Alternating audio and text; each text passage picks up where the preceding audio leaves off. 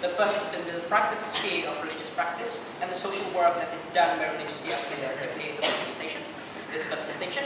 Secondly, we also make the second distinction between how this kind of behaviors should be done by why is it the use of the government money that is necessary in this debate. This debate is about the usage of that government money in order to deal with issues. Now, what's the question of justification here? What we have provided to you in this question of justification is first a separation between the church and the state.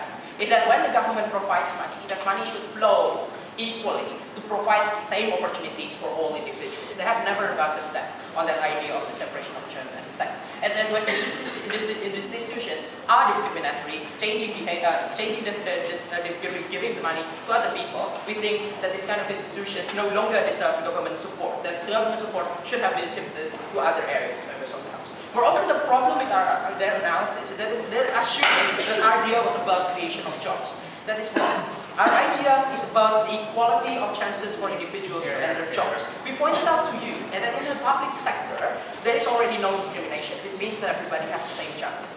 In this private religious sector, there is discrimination. The problem here is that the aggregate chances for every individual is higher because you get the same chance on public and higher on private. They have never responded to that idea at all. Moreover, the problem here is the question of symbolism have also been not answered by this side of the House. We say that this provides symbol that the government is actually unfairly benefiting other organizations, members of the House, especially because the majority of these institutions are going to be coming from the religious majority. We think that's wrong. Now, why we say that there's a distinction between the private sphere and social sphere is that because in the social sphere, your services are provided for the whole society at large, not just your brothers and sisters in the same religion, members of the House. Indeed, the justification is so strong in the idea of practice that they are sanctioning these kind of religious hospitals to avoid to actually turn down Islamic patients if it was Catholic hospitals, members of the House. We think that is enormously morally wrong, members of the House.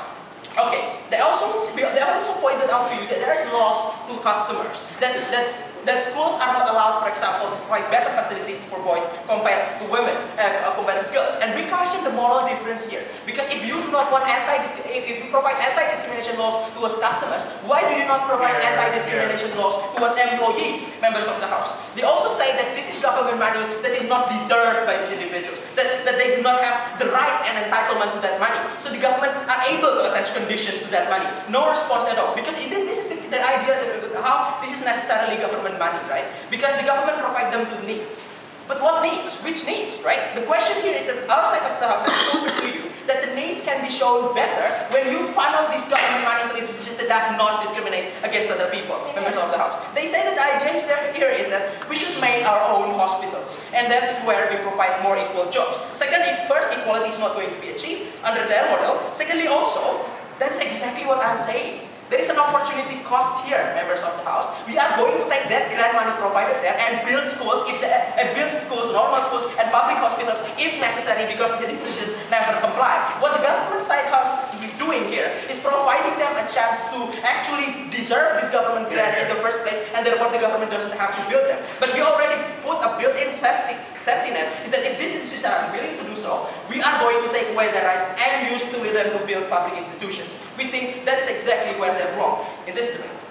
Okay, there is also the idea of exclusivity that they brought in this debate. That we say that they have the right to practice their values, right? But then this capability of practicing their values is properly restricted, as they say, to the private sphere. The problem here is that we are talking about the social sphere. So this exclusivity really doesn't apply to this debate, members of the House. And also finally, they have not responded very well to the idea of better policy, that you can more likely to cater in individuals if your staff is diverse compared to none. And we think there is a benefit that also should not be forwarded by the government. We rest my case.